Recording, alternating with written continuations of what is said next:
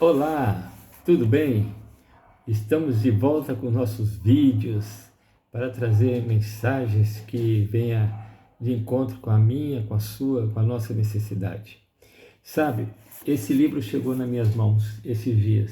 Eu comecei a ler esse livro, né? O Maior Discurso de Cristo.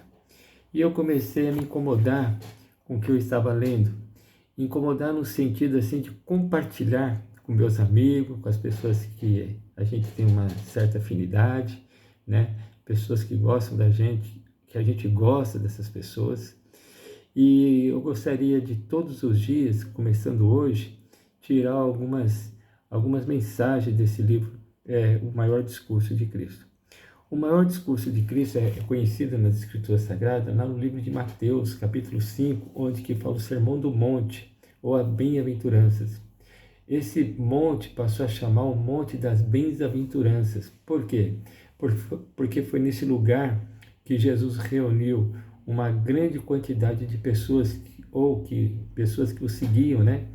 E num dado momento, Jesus agora, em volta desse grupo de pessoas, pessoas camponesas, pessoas simples, pessoas que desejavam conhecer de fato e de verdade o plano de Deus para a vida deles. Então Jesus agora passou a ensiná-los nesse lugar. E o que Jesus passou a ensinar para essas pessoas nesse lugar? Algumas bem-aventuranças. O que é bem-aventuranças? Pessoas felizes. Felizes em que aspecto? Como uma pessoa alcança uma felicidade completa. Então, Jesus, no seu sermão, nesse momento, ele apresenta algumas características para que as pessoas possam realmente ser felizes.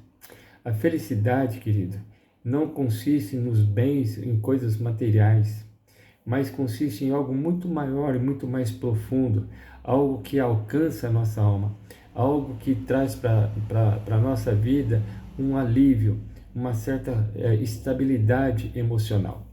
Pois bem, eu quero começar com vocês esse vídeo, né, lendo algumas passagens, alguns versículos desse capítulo 5 de Mateus. E no decorrer da semana, nós vamos apresentar em detalhe cada uma das bem-aventuranças, ok? Mas antes, eu gostaria de orar com você. Querido Pai que está nos céus, quero te agradecer por esse momento que o Senhor nos concede, de mais uma vez, através desse mecanismo, né, do vídeo, poder compartilhar das bênçãos que a Tua Palavra nos proporciona. Então hoje, Pai, queremos te pedir que o Senhor continue nos abençoando no decorrer desses projetos que a gente está iniciando, e que cada palavra que for dita, mesmo que seja mais simples que for, possa alcançar o coração daqueles que irão ouvir, daqueles que irão assistir. Nos ajude, é o que eu te peço por Jesus. Amém. Pois bem, aqui no livro de Mateus, capítulo 5, a partir do verso 1, nós não vamos ler todos os versos, mas nós vamos ler até o verso 11. E no decorrer da nossa caminhada, nós vamos então detalhar, né, cada mensagem que Jesus então apresentou para aquele povo, para aquelas pessoas que estavam com ele lá no monte da bem-aventurança. E começa dizendo assim, Mateus 5, a partir do verso 1. Vendo Jesus as multidões, subiu ao monte, e como se assentasse, aproximaram-se os seus discípulos, e ele então passou a ensinar, dizendo: Bem-aventurados os humildes de espírito, porque deles é o reino dos céus. Bem-aventurados que choram, porque serão consolados. Bem-aventurados os mansos, porque herderão a terra. Bem-aventurados que têm fome e sede de justiça, porque serão fartos. Bem-aventurados os misericordiosos, porque alcançarão misericórdia. Bem-aventurados limpos de coração, porque verão a Deus. Bem-aventurados os pacificadores, porque serão chamados filhos de Deus. Bem-aventurados os perseguidos por causa da justiça, porque deles é o reino dos céus. E terminando o verso 11, bem-aventurados sois quando, por minha causa, vos injuriarem e vos perseguirem e mentindo, disserem todo mal contra vós. E o verso 12, regozijai-vos e exultai, porque é grande o vosso galardão nos céus, pois assim perseguiram os profetas que viveram antes de vós. Hoje, querido, eu quero compartilhar com vocês alguns pensamentos sobre a primeira bem-aventurança, que é: bem-aventurados os humildes, porque deles é o reino dos céus. Querido, aqui existe um pensamento do autor do livro que diz assim, ó: aquele a quem Cristo perdoa, ele antes o fez arrependido, e é função do Espírito Santo convencê-lo do pecado. Aquele cujo coração foi comovido pela convicção comunicada pelo Espírito de Deus, percebe que em si mesmo nenhum bem existe. Vê que tudo o que já fez está misturado com egoísmo e pecado. O que quer dizer isso? Bem-aventurados os pobres em espírito, porque deles é o reino dos céus. O pobre de espírito, querido, é aquele que reconhece a sua real realidade.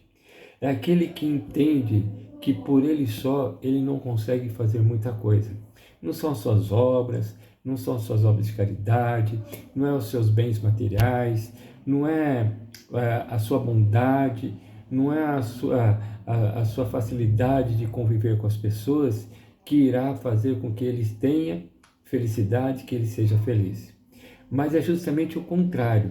É ele entender que ele precisa de um ser superior a ele para dar para ele a capacidade para que ele possa exercer a sua bondade.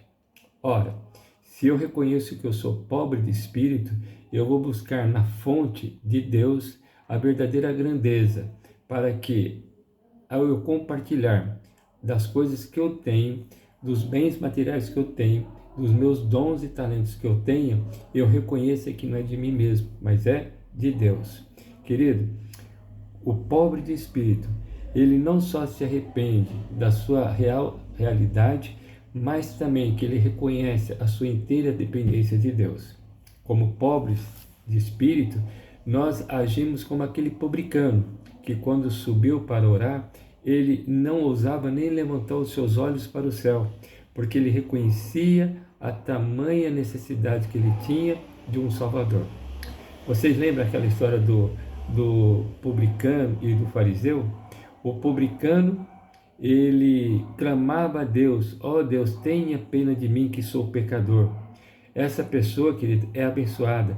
Há perdão para o arrependido, pois Cristo é o Cordeiro de Deus que tira o pecado do mundo. A promessa de Deus é: ainda que os vossos pecados sejam como escarlate, eles se tornarão brancos como a neve. Ainda que sejam vermelhos como carmesim, eles se tornarão como lã. Isaías 1, verso 18. Eu lhes darei um coração novo e porei dentro de vocês um espírito novo. Tirarei de vocês um coração de pedra e lhes darei um coração de carne. Querido, ser pobre de espírito é reconhecer que você precisa de um Salvador. Pobre de espírito é reconhecer que a bondade e a misericórdia de Deus está te cercando, está te chamando, para que hoje você possa realmente desfrutar de uma paz e de uma felicidade. Quero terminar com a última palavra que nós encontramos nesse livro, que diz assim: não olhe para este filho desgarrado, mas para mim. Quando Satanás intervém em altos brancos contra nós, acusando-nos de pecado e reivindicando-nos como presa sua, o sangue de Cristo, irmãos, intercede com maior poder.